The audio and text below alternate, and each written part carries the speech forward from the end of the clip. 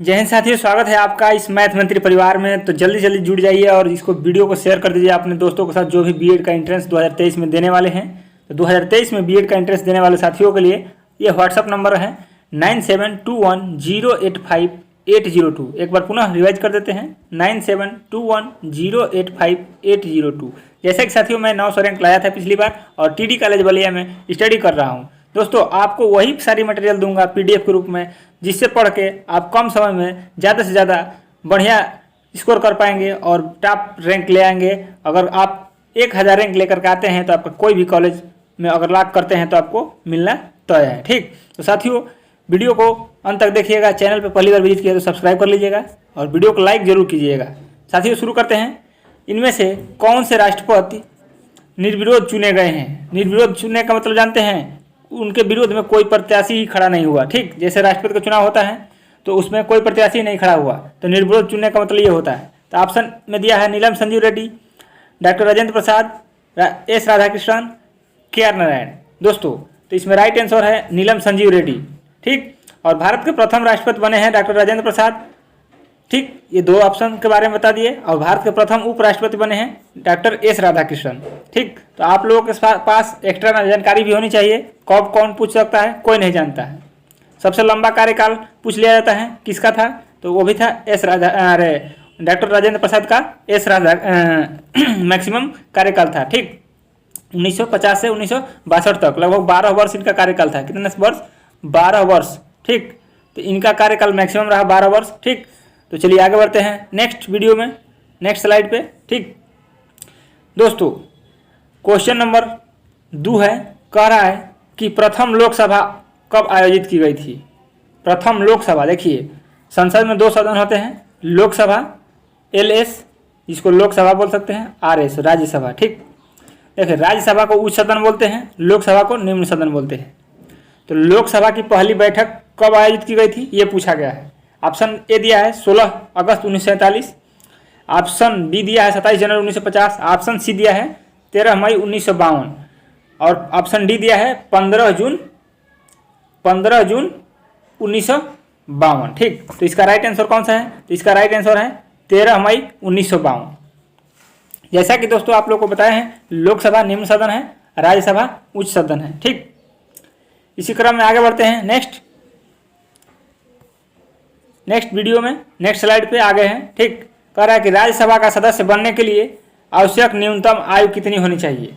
21 वर्ष, 25 वर्ष, 30 वर्ष, 35 वर्ष। दोस्तों 21 वर्ष जो है आपका पंचायत का सदस्य बनने के लिए होता है। जब उस गांव में प्रधान बनते हैं ना, ग्राम पंचायत, तो उसमें 21 वर्ष लगता है। ठीक, ग्राम पंचायत के लिए 21 वर्ष और लोकसभा के लिए 25 वर्ष।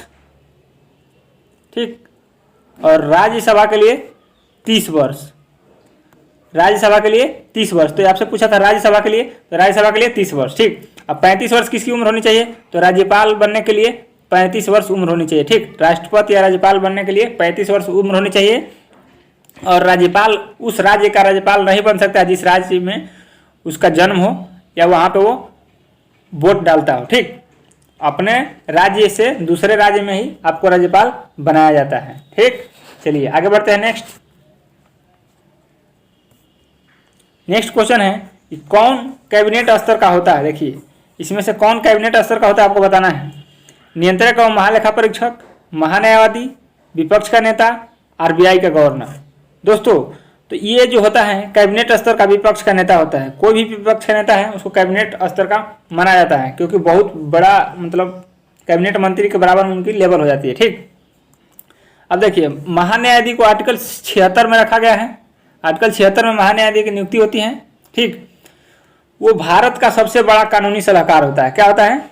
भारत का सबसे बड़ा कानूनी सलाहकार महान्यायाधीश होता है। ठीक, चलिए आगे बढ़ते हैं। नेक्स्ट देखिए RBI का गवर्नर कौन है प्रेजेंट में? आप कमेंट करके बताइएगा RBI का गवर्नर। ठीक, RBI का गवर्नर कौन है प्रेजेंट में और कितने नंबर का है आप कमेंट करके जरूर बताइएगा।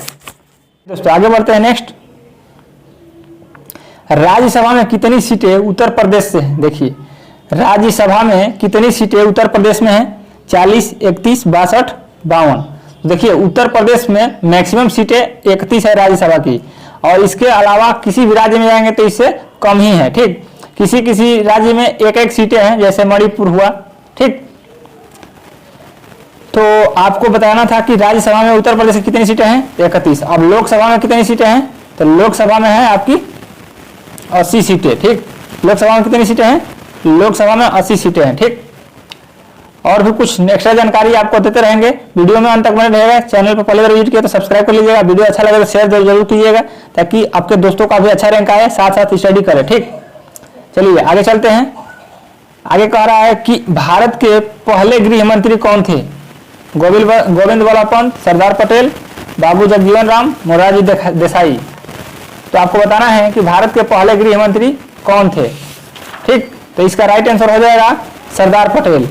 कौन हो जाएगा, सरदार पटेल। ठीक, अब उत्तर प्रदेश के जो हैं गोविंद बल्लभ पंत, ये जो है उत्तर प्रदेश के प्रथम मुख्यमंत्री थे। क्या थे, यूपी के प्रथम मुख्यमंत्री थे। ठीक, चलिए आगे बढ़ते हैं। नेक्स्ट क्वेश्चन है कि भारत के उच्चतम न्यायालय के प्रथम महिला न्यायाधीश कौन थी। भारत के उच्चतम न्यायालय के प्रथम महिला न्यायाधीश कौन थी। देखिए, लीला सेठ थी कि फातिमा बीबी थी कि अन्ना चांदी थी कि सुनंदा भंडारे थी।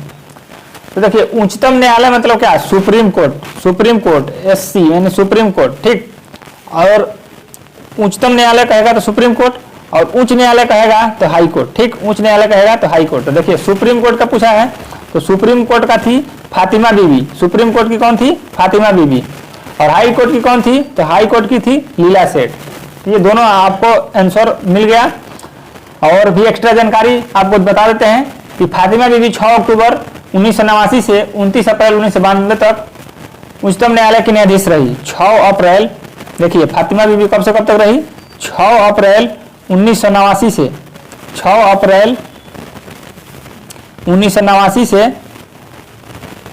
कब तक रही, 6 अप्रैल 1989 से 1992 तक रही। ठीक, 1992 तक रही। ठीक, ये रहा फातिमा बीबी, सुप्रीम कोर्ट की प्रथम महिला मुख्य न्यायाधीश। ठीक, चलिए आगे बढ़ते हैं। नेक्स्ट कह रहा है कि भारत के संविधान के किस अनुच्छेद के अधीन राज्यों के राज्यपाल को अध्यादेश जारी करने की शक्ति प्राप्त है। भारत के राज्यपाल को, मतलब भारत के संविधान के किस अनुच्छेद में राज्यों का राज्यपाल अध्यादेश जारी करता है। आर्टिकल 123, 211, 213, 212। देखिए, इसका राइट आंसर हो जाएगा 213। आर्टिकल 213 आर्टिकल में जो है राज्यपाल अपना अध्यादेश जारी करता है। ठीक, और राष्ट्रपति जारी करता है 123 में। ठीक, राष्ट्रपति के लिए क्या है, राष्ट्रपति जारी करता है 123 में, राष्ट्रपति जारी करता है अध्यादेश, और 213 में राज्यपाल। ठीक, चलिए आगे बढ़ते हैं इसी क्रम में। आगे नेक्स्ट स्लाइड पे नेक्स्ट है कि भारत के संविधान में किसके विरुद्ध महाभियोग चलाने की प्रावधान नहीं है। भारत के संविधान में किसके विरुद्ध महाभियोग चलाने का प्रावधान नहीं है, आपको बताना है। ठीक, तो इसमें ऑप्शन दिया हुआ राष्ट्रपति के विरुद्ध, राज्यपाल के विरुद्ध, भारत के मुख्य न्यायाधीश के विरुद्ध, उपराष्ट्रपति के विरुद्ध। तो आपको बता दूं कि राज्यपाल के विरुद्ध महाभियोग चलाने का कोई प्रावधान नहीं है। ठीक, राज्यपाल के विरुद्ध महाभियोग चलाने का कोई प्रावधान नहीं है, जबकि राष्ट्रपति और भारत के मुख्य न्यायाधीश को महाभियोग के द्वारा हटाया जाता है। ठीक, चलिए आगे बढ़ते हैं। नेक्स्ट क्वेश्चन है। देखिए दोस्तों, वीडियो बहुत इंपॉर्टेंट है, वीडियो में अंत तक बने रहिएगा। चैनल पर अभी तक लाइक नहीं किए हैं तो लाइक कर दीजिएगा और शेयर जरूर कीजिएगा। ठीक, उत्तर प्रदेश के उच्च न्यायालय के मुख्य न्यायाधीश की नियुक्ति कौन करता है। देखिए, उत्तर प्रदेश के उच्च न्यायालय, नेक्स्ट क्वेश्चन है कि उत्तर प्रदेश के उच्च न्यायालय मतलब हाई कोर्ट जो है इलाहाबाद में है, जिसको प्रयागराज कहा जाता है अब। तो हाई कोर्ट की मुख्य न्यायाधीश की नियुक्ति कौन करता है। तो जब भी मुख्य न्यायाधीश की नियुक्ति करना होगा तो कौन करेगा भाई बताइए, तो उसकी नियुक्ति कौन करेगा, फटाफट कमेंट में बताइए। तो उसकी नियुक्ति करता है उत्तर प्रदेश की, जिस प्रदेश का रहेगा उस प्रदेश का राज्यपाल करता है। ठीक, उस प्रदेश का राज्यपाल करता है। अगर राज्यपाल प्रेजेंट में नहीं है तो सर्वोच्च न्यायालय का मुख्य न्यायाधीश करता है। ठीक, और सर्वोच्च न्यायालय के मुख्य न्यायाधीश की नियुक्ति राष्ट्रपति करते हैं। तो देखिए, ये इनकी करते हैं और ये इनकी करते हैं। ठीक, तो इस तरह से ये क्रम बना हुआ है। चलिए आगे बढ़ते हैं। नेक्स्ट, हमारे संविधान के किस भाग में 3 सोपानों में पंचायत बनाने की परिकल्पना की गई है? पंचायत मतलब ग्राम पंचायत, क्षेत्र पंचायत और जिला पंचायत। ये त्रिस्तरीय पंचायती राज व्यवस्था का प्रावधान अशोक मेहता समिति ने दिया था, अरे बलवंत राय मेहता समिति ने दिया था।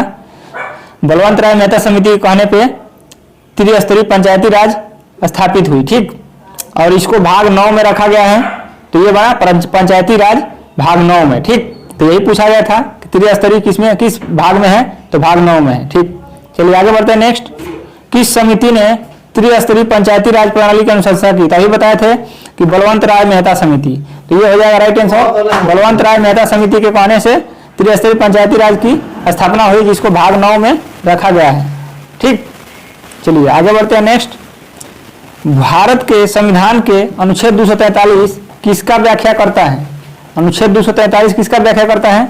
भूमि सुधार का, कि पंचायती राज प्रणाली का, कि मौलिक कर्तव्य का, कि राज्यपाल की विवेकाधीन शक्तियां? तो इसका